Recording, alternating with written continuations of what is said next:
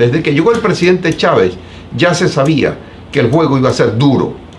Y la oposición venezolana sabía que esto iba a ser un juego duro. Y eso significa que la oposición tenía que haber desplegado estrategias que estuviesen acorde con el adversario o el enemigo que estás enfrentando. Eso no ocurrió. Los opositores venezolanos han cometido en cascada una serie de errores.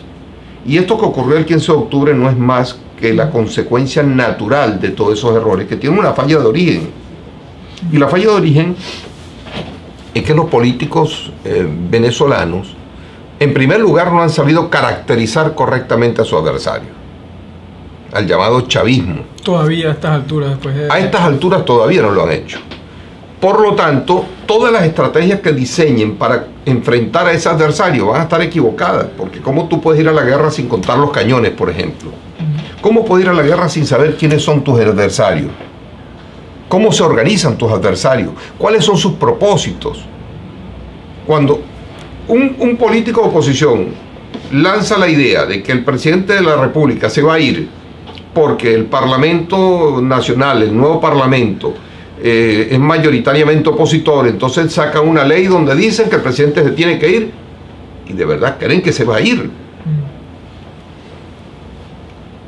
Eso pesa a la hora de las decisiones políticas. Claro está, hay políticos de oposición que siguen creyendo que esto es un tema de... que enfrentarse al chavismo es un tema de marketing electoral, o que esto es un problema de legalidad, de institucionalidad, o que esto es simplemente un tema de tener una buena presencia en Periscope y en Twitter. Y entonces creen que a través del Periscope y el Twitter van a destrozar pues, a un adversario que juega duro, que está bien posicionado, que estará disminuido electoralmente, ciertamente, pero conservan un formidable poder de coerción. Todos los poderes del país prácticamente están en manos del gobierno y en manos del presidente Maduro y en manos del llamado chavismo. Todos. Porque la Asamblea Nacional finalmente fue neutralizada, fue disuelta y ya se convirtió en un elefante blanco. Un dirigente político responsable tiene que saber que los elefantes se comen en rodajas. Y pretender comerse al chavismo, que es un elefante, en el tiempo en que uno se come un cuarto de pollo, eso es una ilusión, es una irresponsabilidad, porque lo que está en juego no es simplemente una sentada en un restaurante para comerse un cuarto de pollo, está en juego un país entero. Y los dirigentes de oposición no han sido transparentes en el planteamiento, en su lucha ante la población venezolana.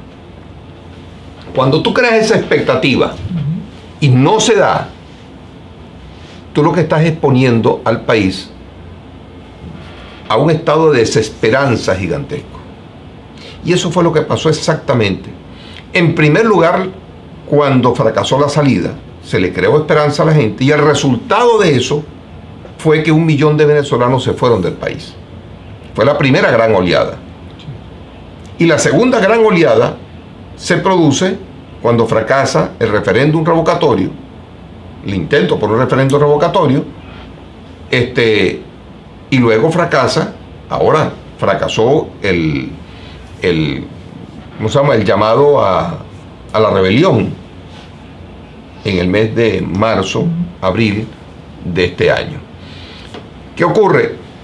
Que 500.000 opositores venezolanos, porque es que el que se va normalmente es un opositor, muy rara vez un chavista se mueve del país, se mueven los que están adinerados y se mueven es a ver dónde colocan su dinero, pero el pueblo que se está yendo es aquel que no cree en el gobierno y que perdió la esperanza, y esa desesperanza quien la sembró no fue el gobierno, es la oposición que hizo ver que se podía salir de una manera y no resultó.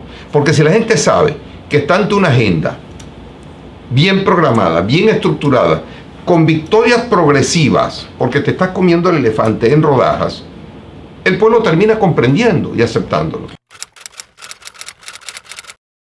Es que no hay camino. ¿Alguien me puede decir cuál es el camino distinto a la negociación? No hay manera. Y ahora con un agravante, que la oposición perdió la mayoría que tenía, que era un poder que tenía, que lo manejó muy mal el año 2015, en diciembre del 2015. Y el gobierno está en este momento en situación muy crítica, a pesar de estas victorias circunstanciales, coyunturales, está en una posición muy crítica y el gobierno tiene la obligación de reflexionar profundamente y de entender, igual que los opositores, tienen la obligación de entender que nadie por sí solo va a poder con esta crisis descomunal. Esta es una crisis que sobrepasó la capacidad de respuesta de todos los políticos y más todavía de algún factor en particular. Nadie por sí solo podrá con esta crisis. Nadie.